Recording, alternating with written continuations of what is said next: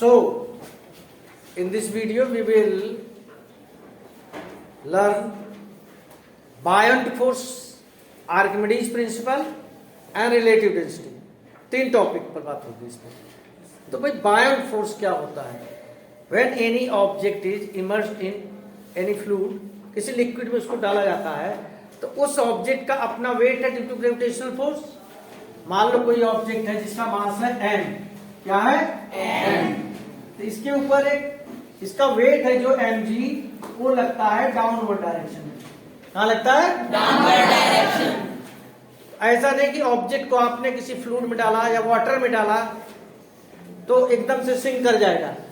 जब उसको आप डालते हैं तो नीचे से उसके ऊपर अपवर्ड डायरेक्शन में एक फोर्स लगता है. क्या लगता है? फोर्स. नीचे से, वाटर के नीचे से. That force is known as buoyant force.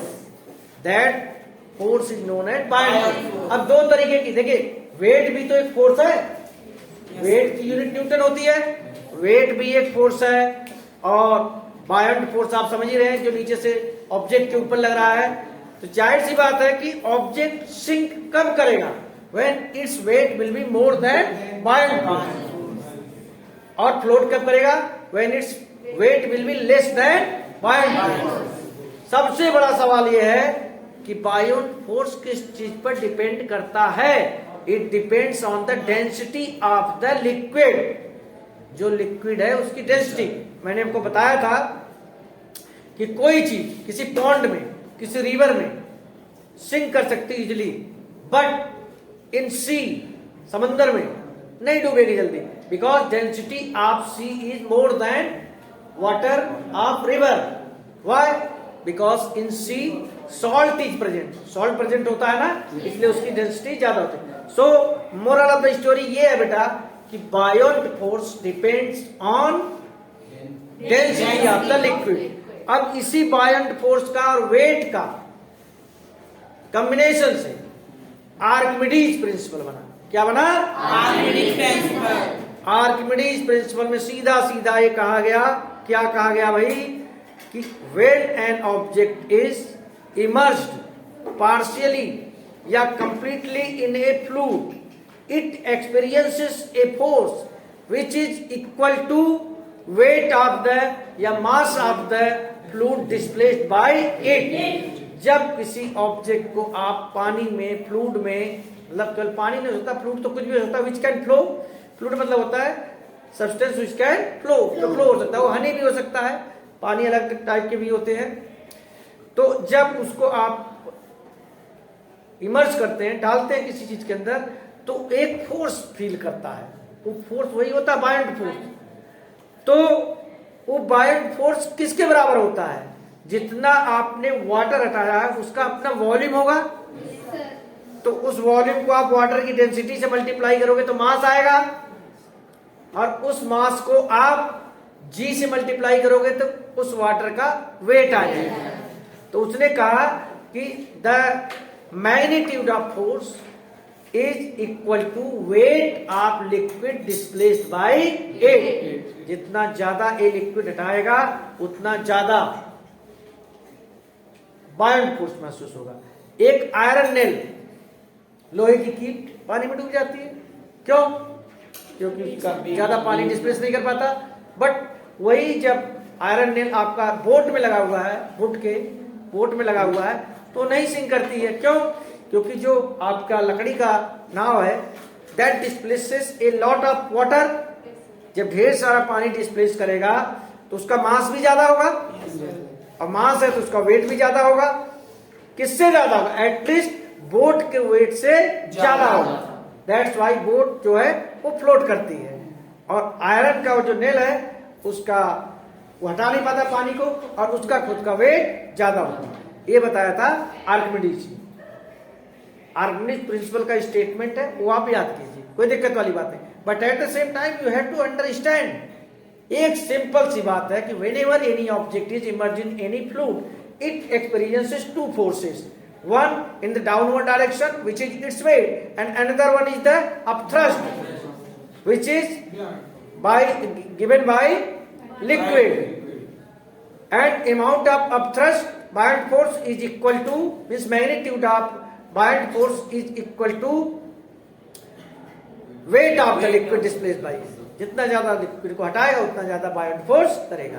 और सिंपल सी बात है, जब वेट ज्यादा हो जाएगा तो सिंक कर जाएगा, और जब बायोंट फोर्स ज्यादा होगा तो फ्लोट करेगा। अब इसी आर्किमिडीज प्रिंसिपल को बेस बनाकर, इसी आर्किमिडीज प्रिंसिपल को बेस बनाकर बनाया गया।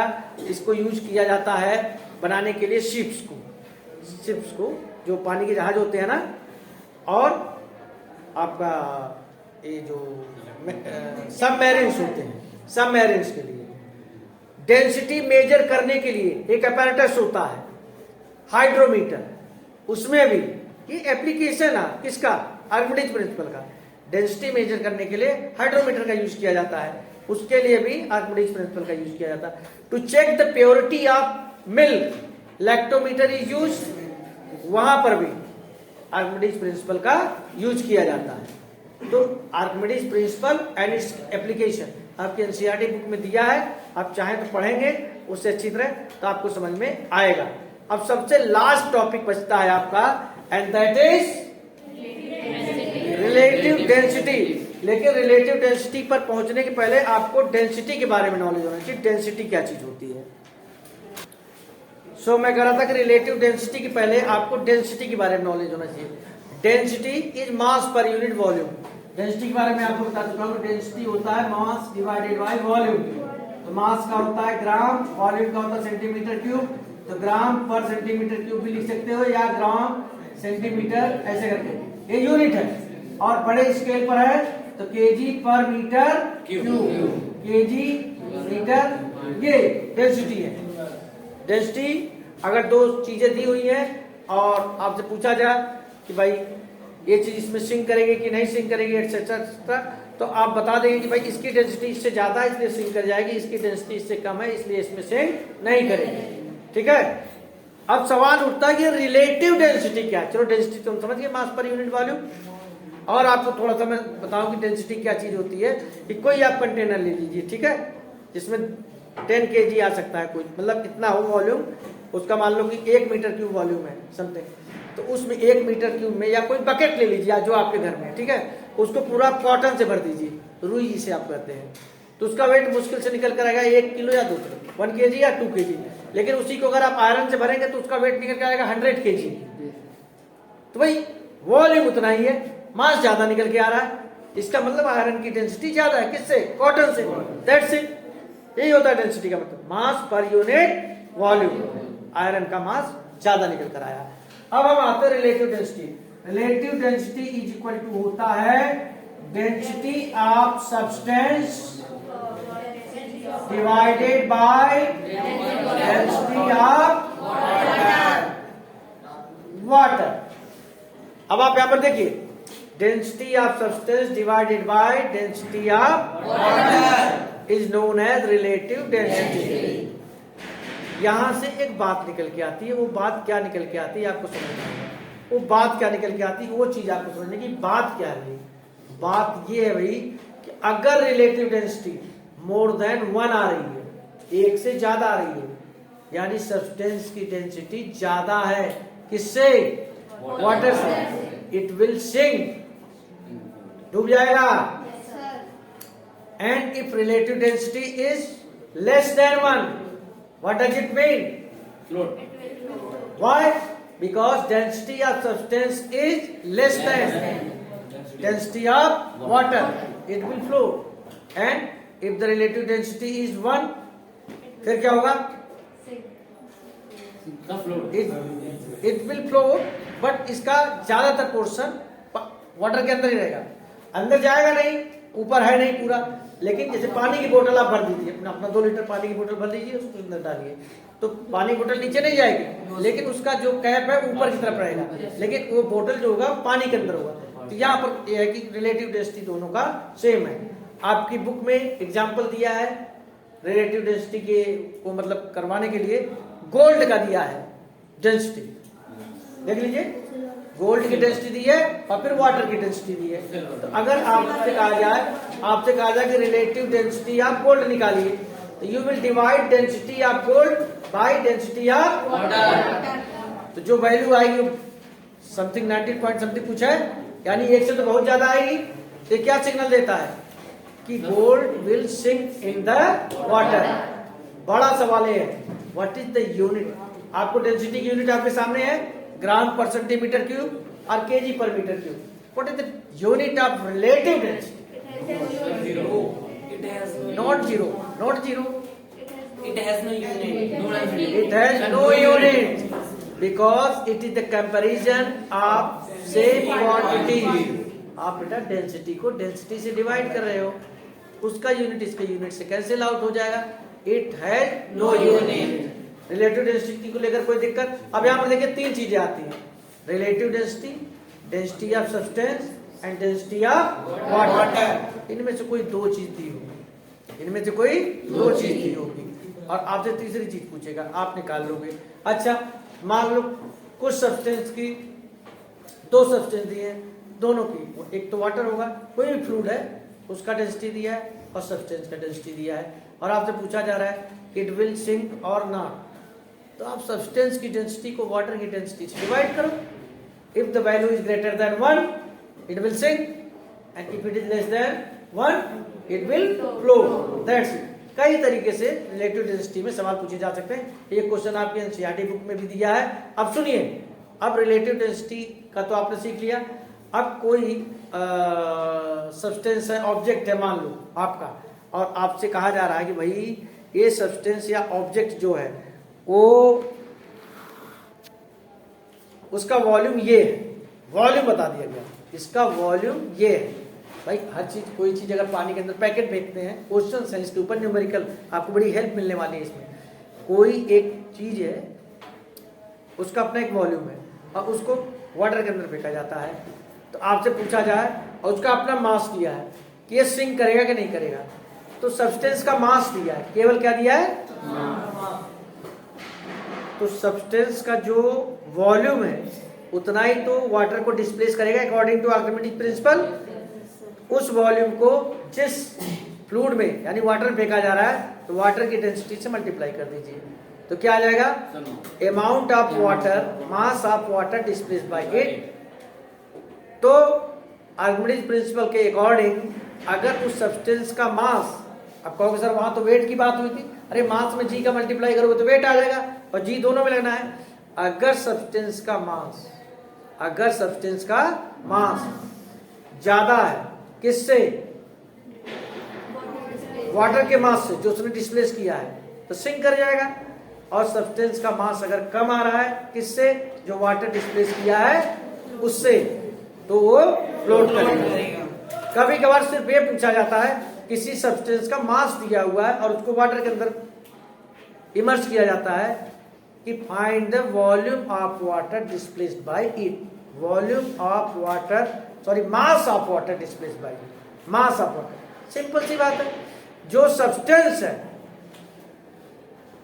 उसके वॉल्यूम को वाटर के डेंसिटी से मल्टीप्लाई कर दीजिए, तो जितना उसका वॉल्यूम है उतना ही तो पानी डिस्प्लेस करेगा कि नहीं करेगा, और वाटर की डेंसिटी से मल्टीप्लाई कर दीजिए, क्या आपको मिलेगा? मास of water displaced by the substance. तो आई होप आपको जो आज बायंट फोर्स के बारे में पढ़ाया गया, सबसे पहले बायंट फोर्स जो किसी सब्सटेंस पर अपवर्ड डायरेक्शन में लगता है भाई, और दूसरी चीज आर्किमिडीज प्रिंसिपल, वही बायंट फोर्स की वजह से आर्किमिडीज प्रिंसिपल आया। बायंट फोर्स डेंसिटी पर डिपेंड करता है, आर्किमिडीज प्रिंसिपल बताया गया, और आर्किमिडीज प्रिंसिपल के एप्लीकेशंस कहाँ है, कहाँ कहाँ यूज किया जाता है वगैरह वगैरह, ये सारी चीजें बताई गई। तीसरी चीज आपको बताया गया रिलेटिव डेंसिटी, लेकिन उसके पहले बताया गया डेंसिटी, और फिर रिलेटिव डेंसिटी पर सवाल कैसे पूछे जाते हैं, न्यूमेरिकल कैसे पूछे जाते हैं। तो आई होप आपको ये सारी बातें समझ में आई। Yes sir. सबको समझ में आई? Yes sir. नहीं समझ में आई है तो 1-2 बार और वीडियो देखिएगा। और मैंने वही चीजें पढ़ाई है बेटा, मैं कुछ भी एक्स्ट्रा नहीं पढ़ाया हूँ, वही पढ़ाई है जो आपकी एनसीईआरटी में दी है। तो वीडियो देखने के बाद एनसीईआरटी अगर आप पढ़ते रहोगे, प्रैक्टिस करते रहोगे, तो ये सारी चीजें जो फिजिक्स में आपका 9th क्लास में दिया हुआ है, it will become very easy for you. But if you will not understand it, concept नहीं याद करोगे, समझोगे नहीं, तो ये अब आपको क्लास 8 वाला हैबिट को आपको लीव करना होगा। कि टिक लगा दिया और लर्न कर रहे हैं। You have to understand the basic things behind the physics और केमिस्ट्री, जो भी पढ़ाया जा रहा है उसमें कंसेप्ट क्या है, कंसेप्ट का नॉलेज आपको रखना पड़ेगा। और आपके पास अगर कंसेप्ट का नॉलेज रहेगा तो आप रटेंगे नहीं, आप चीजों को समझेंगे, और चीजों को जब आप समझते हैं तो इंटरेस्ट क्रिएट होता है। इसलिए मैं सबसे कह रहा हूं कि भाई रटने की कोशिश मत करो, समझने की कोशिश करो, और समझ के करो। और डेंसिटी बताया आपको, रिलेटिव डेंसिटी बताया, इन सब चीजों को जितना ज्यादा समझ के करोगे उतना ज्यादा आपके ऊपर बर्डन नहीं महसूस होगा और आप इंजॉय करते हुए पढ़ोगे। लेकिन अगर आप रट रट के करोगे तो इन बोर्ड एग्जाम, क्लास 10th की बात कर रहा हूं, you will not get good marks. To obtain good marks in board exam your concept should be clear, क्योंकि वहां सीधा सवाल नहीं पूछा जाता है। सवाल होता तो बड़ा इजी है, क्वेश्चन होता बड़ा इजी है, लेकिन बातों को घुमा के पूछा जाता है। इसलिए मैं कह रहा हूं आप कंसेप्ट पर जाइए, रटने पर नहीं जाइए। क्लियर है? Yes, sir.